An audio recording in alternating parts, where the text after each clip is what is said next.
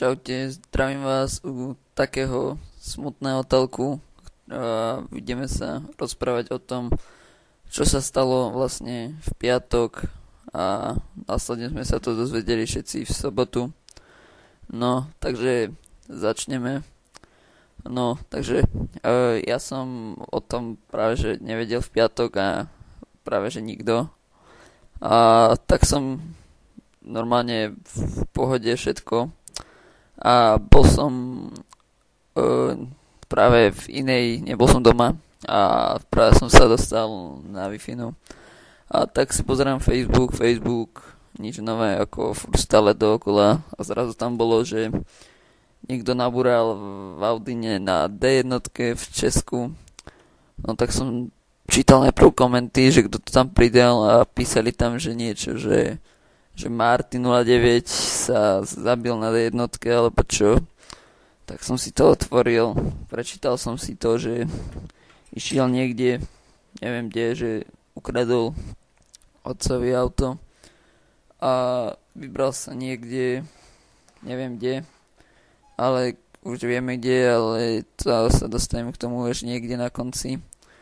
A vlastne som to čítal a pozeral som na tie komentáre, že a neveril som tomu, že to bude on. A dúfal som, že to je nejaká blbá náhoda, ktorá povie, že to nebol Marty, že Marty bol niekde úplne inde na inom mieste a nie, že na D1 sa naháňal s policajtmi. To by ma nikdy nenapadlo. A proste, ako som to videl, tak proste opadlo zo mňa radosť a tak. Proste, že už nikdy ho neuvidím na YouTube, nikdy nebudem počuť ten jeho hlas, iba tie staré videá. A proste je to veľká strata aj pre rodičov, neviem ako sa teraz cítia, netuším vôbec, ale nebude to nič príjemné, keď im umrel syn v takejto dopravnej nehode. Počul som, že mal aj nejaké problémy v škole, že ho vyhodili, že vraj to písal nejaký fanúšik na fanpage jeho do komentáru, tak ja neviem, dal sa to riešiť aj inakšie. A potom vlastne on volal vlastne Peťanovi, že najprv mu písal, som to čítal v popise videa, to mal Peťan, keď pridal video ešte, to bolo včera asi, pridal video o takej 10. hodine a tam bolo napísané, že celá konverzácia v Facebooku, že či mu dá na ňo číslo, na ktorému má zavolať a že za chvíľu mu zavolá. Čo sa aj stalo, on už niekde bol, že ide niekde do Brna, povedal Peťan, že či sa môže u neho zastaviť, že hovoril furt v nožnom čísle o sebe a tak si Peťan myslel, že ide s kamarátmi, ale on vlastne on nebol s kamarátmi, prišiel sám na tej Audine a povedal Peťanovi, že on má 18 už, že už má papiere od auta a že mu to otec požičal. To nebola pravda, ale Peťan nevedel, že on má 17, ale písal mu, že v lete príde za ním na motorke, že pred chvíľou mal 17, ale no, tak išli spolu domov a natočili tam Mafiu 1 a bol opitý, áno, pili, ale keď odchádzal, tak už vytriezvel, ako hovoril Peťan. Odchádzal okolo 9. To už bol vytriezvený, behom 7 hodín spánku, či koľko to spal. A potom išiel, on chcel ísť ešte niekde ďalej, ale potom sa asi otočil. Jak povedal Peťan, mu nasmeroval ho na Prahu, alebo kde to býva, že ide domov, ale fotér ho zatiaľ nahlásil na polícii, že mu zmizlo auto. A tak ho najprv sledovalo nejaké bezpečnostné vozidlo na D1 a potom sa do toho priplietli policajti. No, takže do toho sa priplietli policajti, áno, Passat blikal za ním, asi si ho všimol Marty a nereagoval na výzvy zastavenia od Passatu, ktorý tam kecal, že nech zastaví alebo niečo. Ale Marty sa asi zľakol, že čo budeme z toho, keď zastaví, no tak šliapol na plyn a rútil sa veľkou rýchlosťou, 200 km rýchlosti domov, alebo kde to šiel. Rútil sa proste po diaľnici, on si myslel, že im utečie a príde domov a všetko bude v pohode. Kebyže nezastavia policajti dopravu ako hromadný štít, tak možno by to došlo super. Ale Marty videl, že tam je veľká kolóna, ale videl jeden voľný pruh. Nie odbačací, ale taký, čo bol uzavretý, no tak on sa tam chcel akože dostať, lenže sa mu to nejako nepodaril, ten uhybný manéver, a napalil to do 8 aut alebo 6, čo tam písalo. A ešte by som sa chcel vrátiť ku článku od Nova, ktorá tam písala, alebo nie, bolo v telke ten tok. Bolo to v telke, že on žil počítačovú hru aj na ceste, ale to si nemyslím, keď išiel k Peťanovi, musel ísť podľa predpisov, aby ho náhodou policajti nechytili a nepovedali, že má 17. Tak on určite jazdil okolo tam, čo sa jazdí na hlavnej, na D1, okolo, neviem, koľko je tam povolená rýchlosť, ale určite jazdil podľa predpisov, aby ho nezastavili. Ale čo tam tá Nová tam napísala, to je s prepačením taká debilina, až to boli, oni tam spravili z neho najväčšieho debila, ktorý žije počítačovou hrou aj mimo reality, či aj v realite, a akože oni mysleli, že on to robí ako podľa Mafie 1, že uteká pred policajtami a tak. Ale to není pravda, ako jeho frajerka už dala na video, že on sa choval úplne normálne a nemal s niečím problém.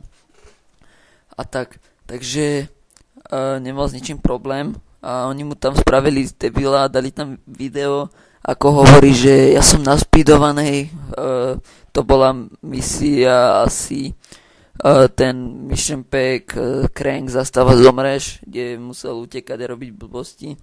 A práve to Nova vystrihla a dala to tam, akože je naspýtovaný a oni si mysleli, že je čo, nadrogovaný, keď to natáčal. Prosím vás, ale toto je moc, ako televízia Nova, neviem, čo tam dala, ešte za debiliny s prepačením, ale toto je moc. Marty spravili z neho najväčšieho debila, aký kedy bol, a nechápem vôbec túto televíziu Novú. Nech si najprv zamerajú o tom, nech si neprečítajú popisok videa u každého videu, čo natočila aj u Peťana, a nech si pozrú a potom nech tam niečo píšu. A Marty bol taký fajn chalan, čo som čítal aj počul, bol to fajn chalan, mal radosť, furt sa smial, robil halúze a Nová spravila z neho takéhoto debila. No. A fakt ani nepochopím ten nadpis, že zítra natočím Harlem Shake, napsal na Facebook mladík a pak ukradol auto a zabil sa. To není pravda, on natočil Harlem Shake a potom potom ešte niečo natočil viacej videí a posledné video bol Police Mod a prvý part, ale potom už nič nenatočil a išiel za Peťanom. Peťanovi volal okolo, neviem, koľko to bolo, ale tam prišiel a vystúpil z auta sám a už viete čo.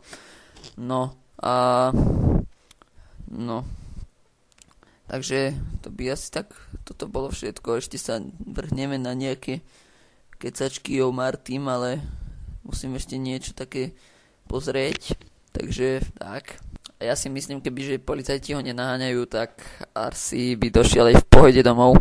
Stačilo by, aby ho tá centrála sledovala a by išiel v pohode. Ale on ako uvidel v spätnom zrkadle, alebo sa otočil, ja neviem, húkačky a blikátky a Passat, ktorý ide okolo 210 alebo 190 km za hodinu za ním, to by sa každý asi zľakol, že? No tak ale nehovorím o tom, že si zoberiem auto v 17 rokoch a zmyslím z domu, ale to sa dá aj nejako inak vyriešiť. Ale, ale je mi ho ľúto, chalana, ale už ten pocit, že nikdy neuvidíte jeho video, nikdy nebudete počuť nové video alebo jeho audio, tak ale proste ja som bol v takom šoku, že ja neviem, čo som mal robiť, ako som tam sedel v kuchyni a som iba sedel a nič. No a tak. A tých policajtov tiež nechápem. Ako mohli spraviť zatarasu aut osobných na to, aby zastavili Martyho 09. Akože to nepochopím. A potom sa ľudia sťažujú, že za to môže on, že vrtuľník ho previezol do nemocnice, ale omyl. Za to môžu asi policajti, lebo oni spravili zatarasu s autami. Takže on, keby tam nebola zatarasa, keby dali preč celú premávku, tak on by mohol ísť v pohode domov, alebo neviem kde. Ale proste on by furt šiel, dokiaľ by mu benzín nedošiel. A nie, že spravím nejakú kolónu, jak svinia, a počkám, kým tam on príde. A nadrbe to do prepáčením do 8 aut, alebo 6, ja už neviem. Ale toto je ako moc, hej. A tiež ho mohli aspoň sledovať a doma aspoň ho chytiť, alebo ja neviem. Ale nie, že ho tam niekde zabijú. No. Ale asi mu to tak bolo súdené, ale no neviem. A no, hej, ale bezpečnosti zboru nepochybili generálna inšpekcia. No, tak neviem. Prepačte. Takže áno, teraz som našiel, že automobil smerujúci pod D1 smerem na Výškovnej dřív sledoval vůz bezpečnostní agentúry. Poté sledovaní převzali policisté. Ale ve Výškově se ujezdící auto otočilo a vracalo se směrem na Prahu. Áno, išiel asi domov. A to, že sledoval z bezpečnostnej agentúry, on ich sledoval, ale nemal zapnuté majaky a nešiel okolo 190 za ním. On najprv išiel asi podľa predpisov, ale potom ako na sledovanie prevyzerali policajti, tak on šliapol na plyn, lebo videl zadu majaky a zľakol sa. Takže šliapol na plyn a išiel okolo 200 km za hodinu. No a vôbec, čo písala teraz televízia Nova, že nemôžu počkať ani na súdnu pitvu, ale už vedia výsledky, že bol u Peťana a ten ho nalieval a Peťan nevedel, že má 17, lebo mu vraval furt, že má 18 a vlastne on už vytriezvel, lebo 7 hodín ho spal, či 8 a Peťan vôbec nespal, lebo jemu bolo strašne zle a vracal, aby sa mu nepobil na koberec s prepačením. To povedal Peťan, takže určite si vyspal a Marty ho varoval až okolo 16:30. Lebo on išiel Marty okolo 9:00 od Peťana. On mu ešte naviedol smer, na ktorý má ísť domov. A vlastne Peťan išiel od 10:00 k Zubárovi a keď sa vrátil, išiel si ľahnúť, lebo celú noc nespal, ako som už spomínal. A tak išiel si ľahnúť. Potom si stále išiel na počítač a zrazu videl, tak ako ja v sobotu videl, že vlastne auto Audina na D1 sa nabúrala a zhorela. A hneď otvoril ten článok a vlastne vedel, že to je Martin 09. Všetko tomu nasvedčovalo, ale nebol si ešte istý. Až potom, keď vlastne bol ďalší článok, alebo ja už neviem, proste Martin 09 sa stal tragédiou tejto dopravnej nehody, ktorú zapričinil práve, že on, ale nechcem to hovoriť, že on, ale proste nemal sa dať za ten volant, aj keď mal nejaké problémy, to sa dalo aj inak vyriešiť. A nie, že uteče z domu, ale no tak čo narobiť, malo sa to tak stať asi. No a tak, ale tu sa ho zastavili, pokúšali zastaviť, ale na výzvy nereagoval, tak nejako ho inak zblokujem, alebo ja neviem. Ale nie, že si tam dám nejakú kolónu, mohli ho aspoň oprieť o nejaký múr, alebo neviem, aby sa mu niečo nestalo. A som čítal aj, alebo pozeral, že tam chceli dať bodové ihlice, ale 200 km, že to je, že by ho to zabilo hneď. No ale toto ho nezabilo vôbec, ale mohli ho nejako, viete, že predbehne alebo pribrzdí potom, alebo tak, že Passat mal tam oškretý kúsok nárazníka zadného mu tam chýbalo a že nabúral policajtov, no tak troška ich asi ťukol, ale nenabúral ich úplne. mohli aspoň nejako spomaliť inak a nie, že tam spravia kolónu, že až tak. Marty bol dobrý človek, mal zábavné videá, bol zábavný furt a nie len nechcel sa určite zabiť. A aj keď mal problémy v škole, že ho vyhodili a tak, ale určite sa nechcel zabiť, to by nespravil určite svojej rodine a tak, ale mal nejaké nezhody s otcom, tak neviem. Ale to, čo som čítal, tak sa určite nechcel zabiť. Plný Facebook je toho jeho fanpage. Môžete mu zapaliť aj internetovú sviečku, bude v popise videa odkaz. A plná jeho stránka je, že spočívaj v pokoji, requiesce and peace, budeš tu chybieť, díky za všetko. Áno, presne to sú tie slova, že budeš nám chýbať, úplne každému budeš chýbať. YouTube nebude taký, aký bol bez teba, presne. Dúfam, že ma počuješ tam hore a dúfam, že tam na nás počkáš a aby sme sa tam všetci raz mohli stretnúť. Je to škoda, že o 2 roky starší chalan odo mňa. No, škoda ho. Mal vážne dobré videá, všetci ho mali radi. Úplne každý. Niektorí mu nadávajú, že je to debil, že nemal kradnúť auto. No áno, nemal, ale v tej puberťaskej hlave, no neviete ako, hej. Niekomu, viete. No a to, že zmrzačil ďalšieho človeka, no tak to je asi policajtovi jedna, lebo oni zastavili premávku a on sa riadil šialenou rýchlosťou, ale to nebolo možné zastaviť a on sa asi snažil brzdiť. Ale v 200 zbrzdiť to na 0, tak to je asi ťažké. No a proste to je moc. Ako tiež keby, že idete 200, hej, za vami policajti, zľaknite si sa, no tak dáte plyn, áno, idete 200 a zrazu to auto je rýchle jak svinia, Audi A6 či koľkatka a vy idete a zrazu tam uvidíte kolónu jak svinia, no tak šľapnete na brzdy, áno, ale tá brzdná dráha je taká, že keď idete v 200, tak to nezastavíte pár metrov a to nezastavíte, to maximálne dáte na stovku, hej, ale a podľa mňa to bol naraz tak silný, že okamžite umrel a už ani necítil tie plamene určite. Takúto smrť nechcem prieť nikomu, ani najväčšiemu hezlovi na svete, toto vážne nie.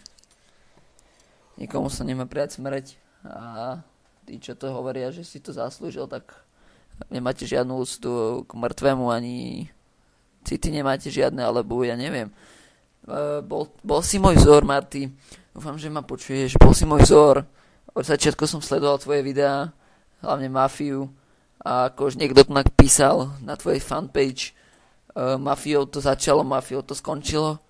Ale dúfam, že budeš tvoriť aj v nebi videá, budeš nás baviť, ale určite sa tam raz stretneme, tak nás tam počkaj. A dúfam, že ti je tam už dobre, ako v Českej republike a na tomto svete. Dúfam, že ti je tam dobre, dúfam, že si sa tam dostal a máš tam nejakých svojich ľudí, napríklad rodinu, babku, alebo tak, a čo sú s tebou tam a majú ťa v svojom náručí. No, takže to by tak bolo všetko pre tento smutný talk. Je to okolo 18 minút 19, ale to je jedno, proste stala sa tragická vec, YouTube je hore nohami a všetci si dávajú pauzy dneska, všetci si dávajú pauzy otočenia, lebo ty si bol najlepší let's player, ktorý zmenil niekomu aj život, ktorý nám let's playerom dal ten tok, že inšpiráciu na točenie videí. Ty si nás zabával, my sme to oplácali videami tiež, takže dúfam, že ti je tam dobre a že sa máš tam fajn. Raz sa tam stretneme, rád by som prišiel na tvoj pohreb, ale ja som na Slovensku, takže to je strašná diaľka a určite, ja neviem, prajem rodine úprimnú sústrasť za jeho frajerke aj jej kamošom a proste každému.